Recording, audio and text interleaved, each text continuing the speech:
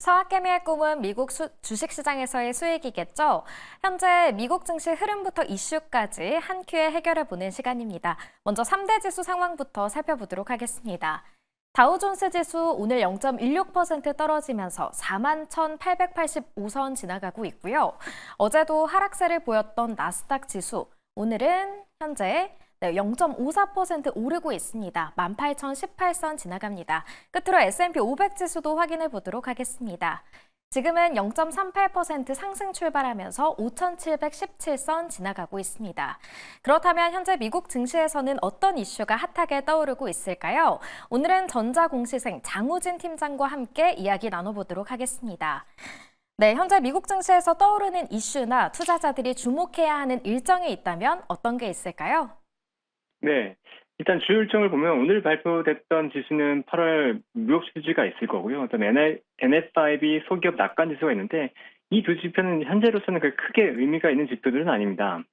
현재 또 기다리고 있는 지표가 애틀란타 연준의 3분기 GDP 나오가 있는데 이 지표가 3분기 GDP가 지금 상당히 굉장히 중요한 시점이기 때문에 예상치 2.5%보다 좀 높게 나오느냐. 그래서 경제 침체의 우려를 조금 후퇴시킬 수 있냐. 이게 좀 중요할 것 같고요.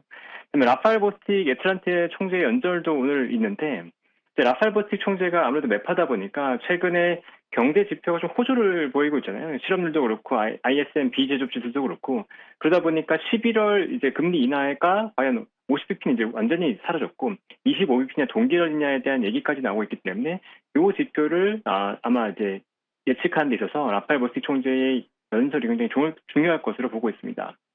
네, 8월 무역 수지부터 이 소기업 낙관 지수, 애틀란타 총재의 연설까지 잘 살펴봐야겠습니다. 이어서 다음 소식은 허리케인과 관련된 소식인데요. 이 허리케인이 미국 플로리다 지역을 관통할 것으로 예상되고 있습니다. 이 피해가 만만치 않을 것 같은데 앞으로의 경로 설명해 주시죠. 일단 2주 전에 헐리로 인한 피해가 이미 컸기 때문에 여기에 대한 피해 복구가 이루어지고 있는 상황에서 다시 한번 이제 플로리다를 관통할 거라고 보이는 이 밀턴이라고 하는 허리케인이 좀 걱정되는 상황인데요. 일단 가장 강력한 5등급으로 격상이 됐고 8일 오후 8시 정도면 플로리다 서부 해안에 근접할 걸로 예상이 되고 있습니다. 근데 이게 플로리다 서부 해안이라고 한다면 결국 이제 멕시코만을 지난다는 건데 멕시코만에 미국의 이제 원유 시출 시설이 굉장히 많기 때문에 여기에 타격을 가한다고 한다면 유가가 상승할 수 있는 요인이 된다는 게 약간 부담입니다. 지금 현재로서는 인플레이션이 다시 한번 불거질 수 있다는 우려들이 조금씩 커진 상황이기 때문에 이 부분이 유가에 과연 자극할 것인가 이거를 좀 지켜볼 필요가 있을 것 같습니다. 네, 헐린에 이어 밀턴까지 플로리다는 물론이고 이 경제 시장에도 비상이 걸린 상황인 것 같습니다. 이어서 중동으로 가보겠습니다. 친이란 무장 세력이 이스라엘을 합동 공습했습니다. 이스라엘과 하마스 모두 긴 전쟁을 경고하고 있는데요. 이 관련 소식 전해주시죠. 네. 근데 이스라엘과 중동 쪽에서 굉장히 큰 분쟁이 있고 있는데 그러니까 이란이 지원하고 있는 저항의 축이라고 하는 세력이 하마스와 그다음에 헤즈볼라, 그다음에 이라크도 있고 그다음에 후티 반군, 예멘 후티 반군도 있는데 현재 이라크 제외하고 하마스와 헤즈볼라, 후티 반군이 일제히 이스라엘을 공격했습니다. 이스라엘이 이제 앞으로 어떻게 대응할 것이냐가 굉장히 큰 관건이라고 보고 있는데 이게 이스라엘이 결국은 이란을 공격할 것으로 예상이 되고 있거든요. 결국 저항의 축을 지원하는 게 이란이기 때문에 그러면 이란을 공격하는 수위가 어떻게 될 거냐가 굉장히 큰 관건이다. 근데 이스라엘 내부에서 현재 의견을 엇갈리고 있습니다. 이란에 굉장히 공격적으로 가야 된다는 의견도 있고 그다음에 현재로서는 그렇게까지 확전을 해야 되냐라는 의견도 있는 건데 만약에 이란을 공격함에 있어서 굉장히 강력하게 나간다. 그럼 핵시설을 공격할 수 있거든요. 그러니까 이란 수도인 테헤란시 남부에 있는 나탄즈를 공격할 것이냐. 만약 그렇게 된다 그러면 중동에 확전으로 할 수 있기 때문에 이것은 지정학적으로 굉장히 큰 리스크를 갖게 됩니다. 만약에 핵시설 공격이 아니라고 한다면 적어도 석유 시설을 공격할 걸로 보고 있는데 석유 시설 공격한다면 이란 남부 해안에 있는 카그섬을 타격할 것으로 예상이 되고 있거든요.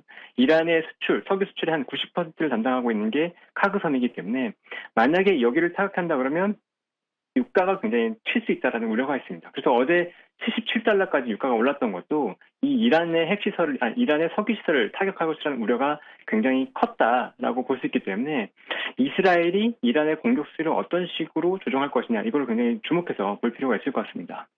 네, 말씀해주신 것처럼 이번 공습에 대해서 이스라엘이 어떤 움직임을 보일지 계속해서 지켜봐야겠습니다.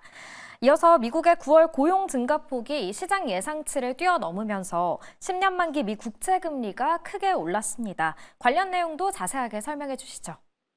네, 고용 지표도 굉장히 좋았고 그 이전에 미국은 그러니까 서비스업이 전체 소비가 전체 경제의 3분의 2이기 때문에 ISM 비제조업 지수가 굉장히 중요한데 ISM 비제조업 지수가 굉장히 잘 나왔습니다.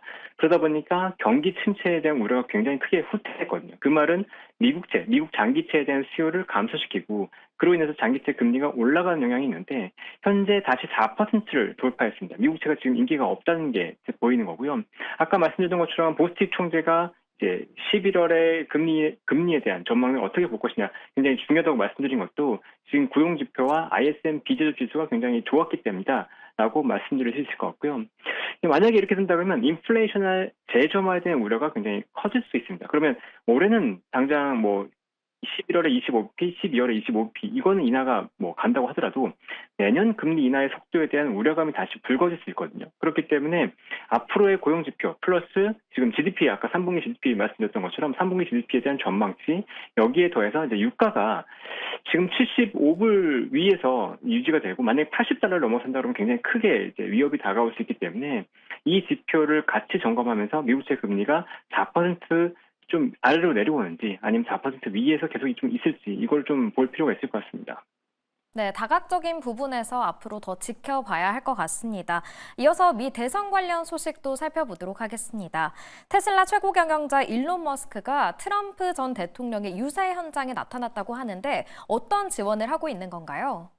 머스크가 특히나 경합주, 펜실베니아를 중심으로 해서 지금 몇 개의 경합주들이 있는데 이번 대선에서 굉장히 중요한 건 전체 그 여론조사라기보다는 경합주 몇 개가 굉장히 중요하거든요. 특히나 펜실베니아를 이기는 그 대선 후보가 결국 대선을 이길 것이라고 얘기가 나오고 있기 때문에 머스크도 지금 펜실베니아를 여러 번 방문해서 유세를 지원한다고 얘기가 나오고 있습니다.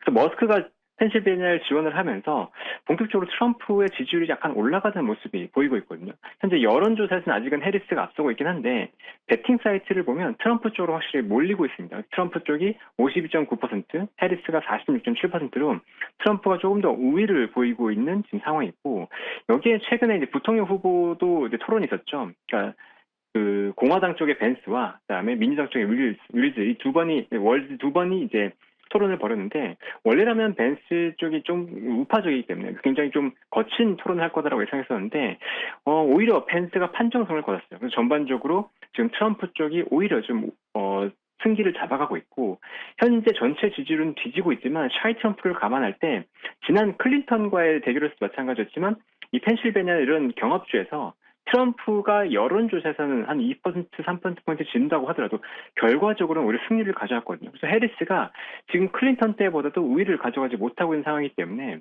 샤이 트럼프를 감안할 때 지금 트럼프 쪽으로 오히려 강하게 올라갈 수 있는 여지가 지금 남아있다고 보고 있고 그렇게 본다 그러면 트럼프 트레이드 쪽으로 조금씩 이제 11월에 갈수록 갈 수 있는 상황이다. 이렇게 판단이 됩니다. 네, 일론 머스크가 이 경합주인 펜실베니아의 지원에 나선 만큼 앞으로의 상황이 어떻게 될지 계속해서 지켜봐야겠습니다. 끝으로 중국 관련 소식도 준비해 주셨는데요. 급등세로 출발한 중국 증시가 시간이 갈수록 이 성장세가 꺾였다고 하는데 그 이유가 뭔가요? 일단 중국 시장을 보면 상해 지수가 4.59%가 올랐습니다. 그런데 굉장히 오랜만에 지수가 개장이 됐거든요. 국경일 연휴가 굉장히 길었기 때문에 그동안 항생 지수가 급등을 했었고 상해 지수도 같이 굉장히 급등할 거라고 예상을 했었는데 초반에 강세를 이어가지 못하고 4.59%로 마무리했습니다. 더불어서 항생 지수는 마이너스 9% 이상 하락을 했습니다. 굉장히 급락을 했고 결국 이것은 중국 시장에 대한 그러니까 중국의 부양책에 대한 기대감이 굉장히 컸던 것이 이게 후퇴했다라고 볼 수 있는 거고요.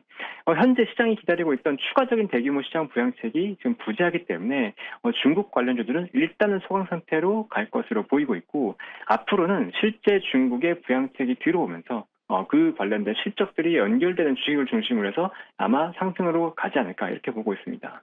네, 중국 부양책이 계속해서 나오고 있는 상황에서 중국 증시가 어떤 움직임을 보일지도 함께 지켜보셔야겠습니다. 오늘 말씀은 여기까지 듣겠습니다. 지금까지 전자공시생 장우진 팀장과 함께했습니다. 고맙습니다. 네, 감사합니다.